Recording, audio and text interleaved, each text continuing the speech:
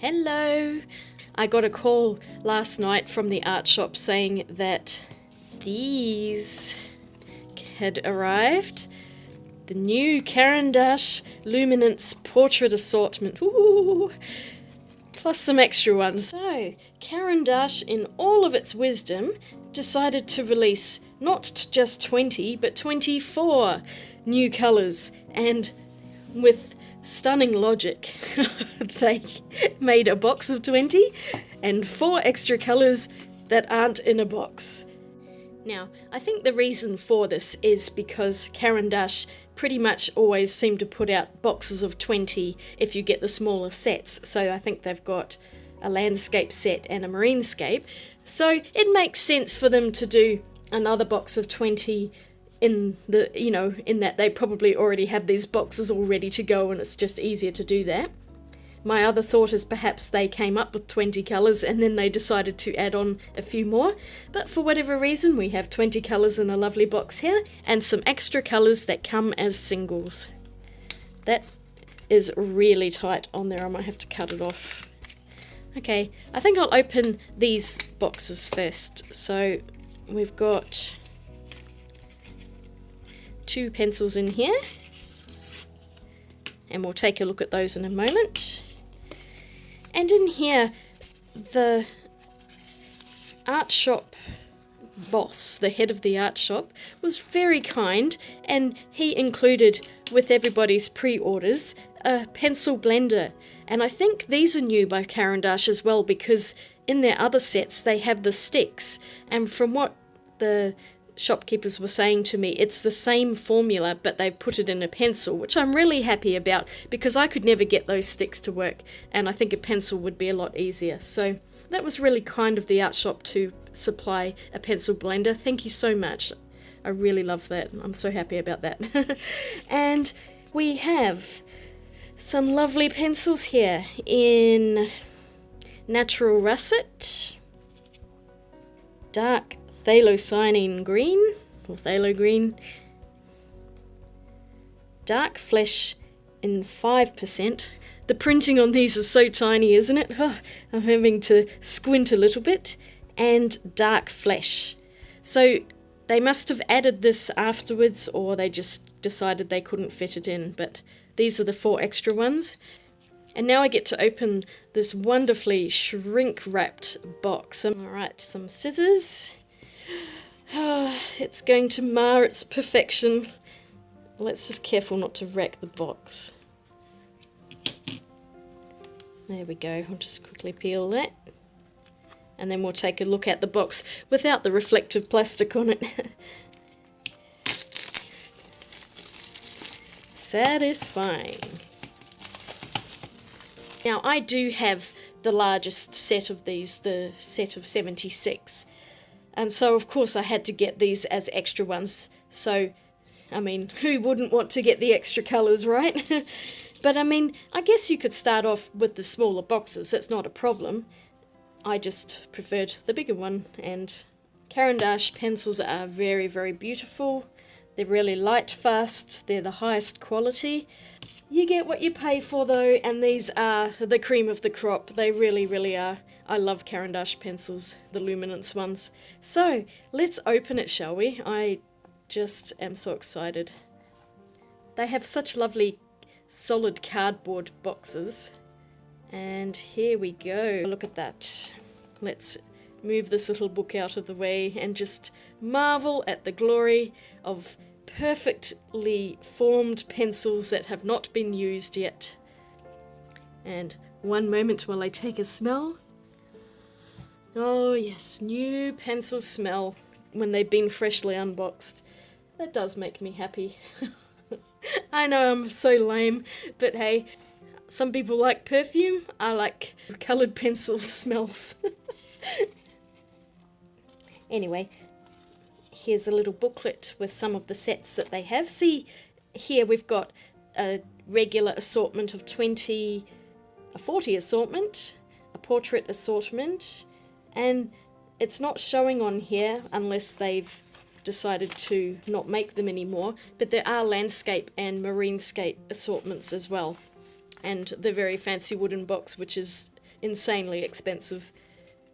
And a 12 set. I always am loath to use pencils when they're brand new. They come in a really snug foam insert, and each one has little holes cut out of it that sit the pencils in perfectly. And yeah, this is really light, so if you have issues with your hands or your wrists, these are much lighter than a tin. So these might be an idea if you're looking for a set of professional pencils but you don't want to have to hold a tin. These boxes are much lighter. It's voiceover Becky. I recorded this a few days later and forgot to actually talk during this video, but I'm using just some plain cartridge paper to do my swatches on because it's toothy enough but still nice and smooth. And I wrote out all of the colours, including the 4 extras, and I've put the 4 extra ones in what I think is the best order. So I'm just going to swatch from the top and let's get going. First up we have dark phthalocyanine green, which is one of the extra colours.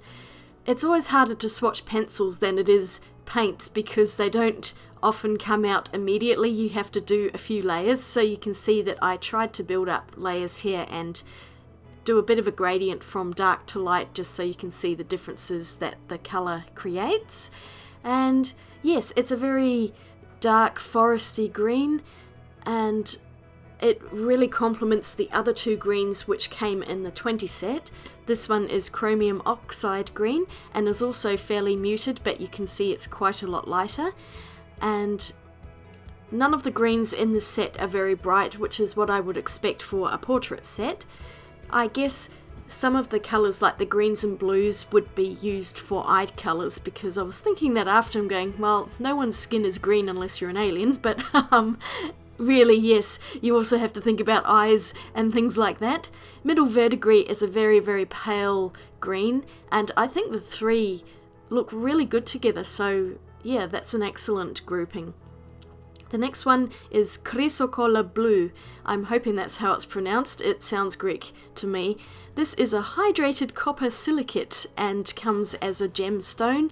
It's such a stunning colour. I really love this one. This is probably my absolute favourite colour in the set, and I could just imagine somebody's eyes being this colour.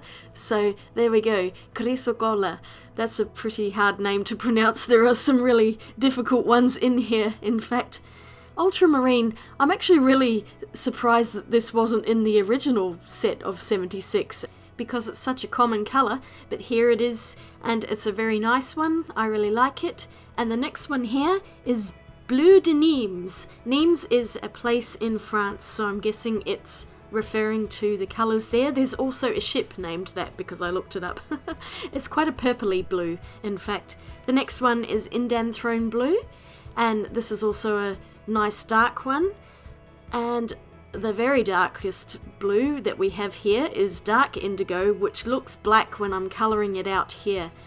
So these are really great additions. I'm so happy that they've added these colours. They're beautiful. The 76 set did not really have any super dark blues, so excellent choices. The next one is Carmine Lake, which is a very reddish brown. We're getting more into skin tones here, and maybe hair colour as well. The next one, which is one of the extra colours, is Dark Flesh. Now, I had a bit of a problem with this one. It seems like it's far more brittle than the other pencils, which go on really, really smoothly. This one was really quite a struggle to build up colour, and I'm a little disappointed because I really, really wanted to have a dark flesh colour, and I was excited when they put one in. So, unfortunately, it's not a pencil that feels great to use, whereas the Dark Flesh 40%, which is in the 20 set, is much lighter here, but I thought it was really interesting that the Dark Flesh 5%, which was an extra one that they put in as well, is almost the same level of colour as the Dark Flesh. That's really strange, but both of those two were much smoother than the Dark Flesh on its own. And coming up here we've got a more orangey colour, which is your terracotta. And yeah, that one worked really well. And Natural Russet was the last of the 4 pencils to be included as extras. I really love this one. I also adore Russet out of the original set that they have, so I think this is a really good complement to that. Herculaneum Red.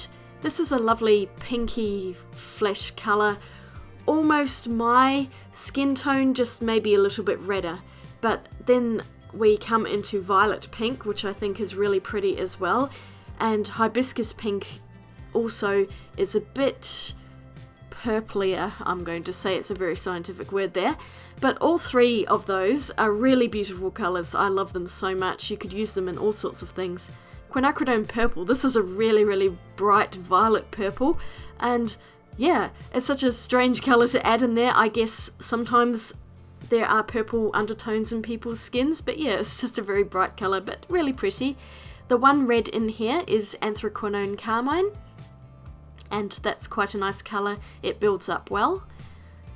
Dark Cadmium Orange Imitation, that's what that is in brackets. This is a really bright orange, as you can see, incredibly saturated. And the yellow, which is Medium Cadmium Yellow Imitation, is also really saturated and is a really bright canary looking yellow. Indian Yellow was another one that scratched, and I was annoyed by this because Caran D'Ache, you're really expensive. I expect smooth and creamy pencils. So yeah, Indian Yellow and Dark Flesh were the two least favourites in this, just for the way they felt. Light Flesh 10%, which is almost exactly my skin colour, mixed in with that Herculaneum Red. That's a lovely smooth one to go down.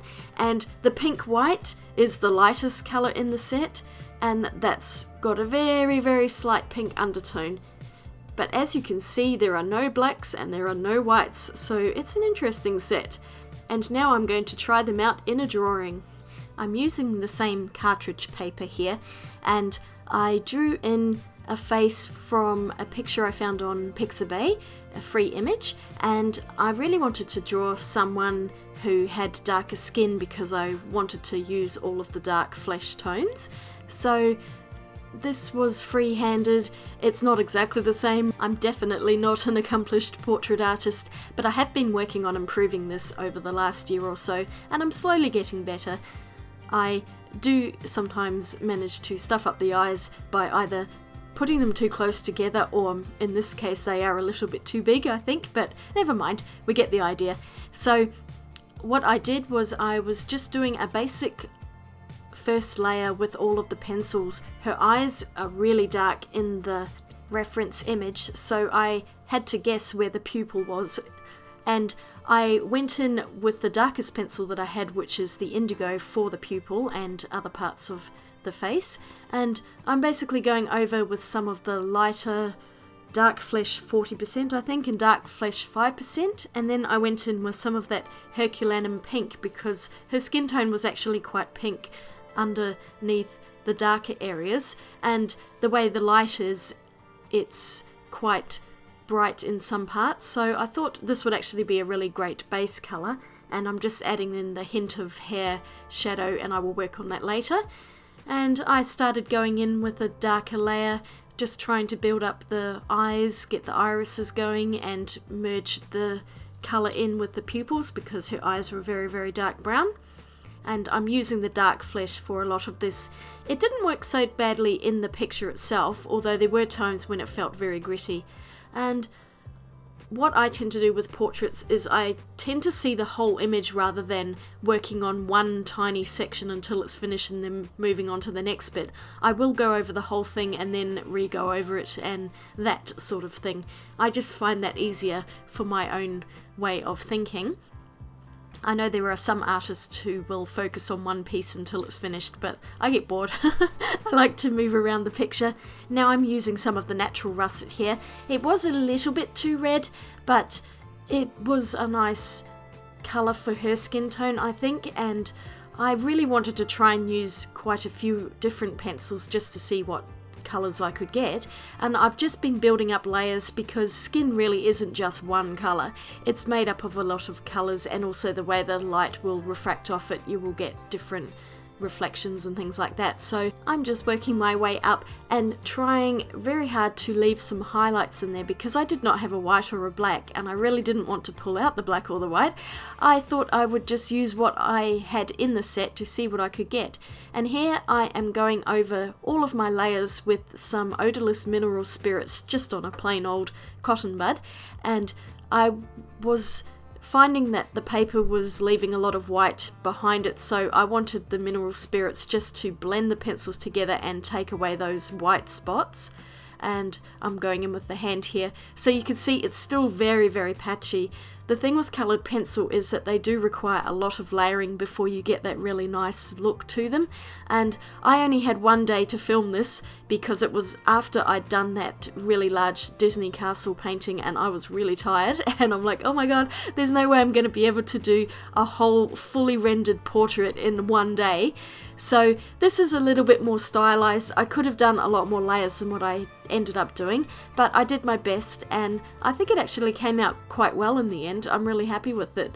It's one of my better portraits that I've done recently. There's a lot which I'm never going to show because they're really embarrassingly bad.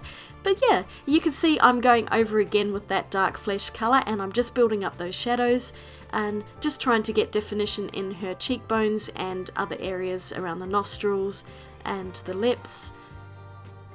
There are obviously a lot of shadows in her face if you look at the reference image, which I have linked down below. And I then went over with some of the other colours I'd used, such as that Herculaneum red.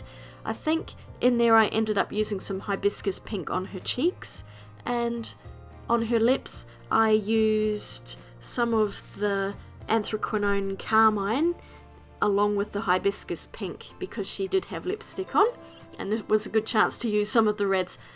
And the hair was going to take a long time, so I've actually only partially rendered the hair in this drawing. I spent most of my time on her face, and the hair is kind of more hinted at rather than being fully rendered and every single hair beautifully detailed. So the darkest colour I had was that indigo, and it looks pretty black when it's like this. When you're just drawing it out dry, it does work quite well as a black, but as you can see that when it gets blended out, the indigo blue colour comes out really, really brightly, and so in my drawing she has blue/purple hair rather than black hair, which she does in the picture. But I actually really like how this turned out. I mean, I could have gone over it with some of that dark flesh to mix in with the blue and get a black, but I just wanted to leave it as it was. And you could see I'm going back over the face because what I was doing was letting the odorless mineral spirits dry, because you shouldn't really draw pencils on it when it's wet, as this will kind of stick it into the paper and then you just can't move it at all. So yeah, it's just a slow process of going over and over a drawing when it comes to coloured pencil. I'm amazed I stuck with it as long as I did, because I do quite often get rather impatient with them, but I find I really enjoy doing portraits with pencils, and this set is really, really nice. It does well, although having said that, I would highly recommend buying a black and a white as well, because if you really want to have a nice black pupil and if you want to have black hair, then you will need that. And also white is really, really good for getting tiny highlights.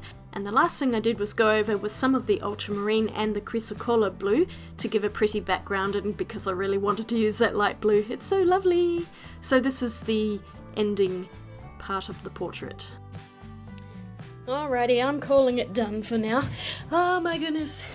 I am so tired. Honestly, this week has been quite stressful, and I probably could do a lot more on this, like way more layers and make it really, really realistic. But I'm quite happy with it as it is. I think it's actually quite cool. I really love the blues. The blues look amazing together. That indigo, ultramarine and the chrysocolla blue look pretty cool. The only one that I'm not super happy with is the dark flesh, and that's because it is a lot grittier than the other pencils, and I was having a bit of trouble with it. When I'm layering, you can see in parts it's quite speckledy, for want of a better word, and yeah, it just feels a lot more brittle than some of the other pencils. Most of the other ones feel really waxy and they go down really smoothly, but that dark flesh just seems to be a bit rougher, and I'm not sure if it's just my pencil or if other people are having issues with that. So if you've used these and you've noticed the same thing, please let me know, because I'm really interested. And I hope you've enjoyed today's video. I hope it's been helpful. My conclusions are that you can use this set easily, but I would definitely get a black and a white as well, because it would make this, I think, better if it was black, but whatever. You know, it's fine. It works well. But I would consider this more of a add-on set rather than buying it as your first set of Caran D'Ache pencils. I think you'd probably be better going for the 20 set of the original colours, which comes with a black and a white and most of the primaries and things like that. And then this would be a secondary set to build up those flesh colours. But yeah, that's all I have for today. Thank you so much for watching. If you liked the video, please give it a thumbs up, and don't forget to subscribe if you haven't already done so, and I will see you all again really soon. Have a wonderful day. Swatch you later. Bye.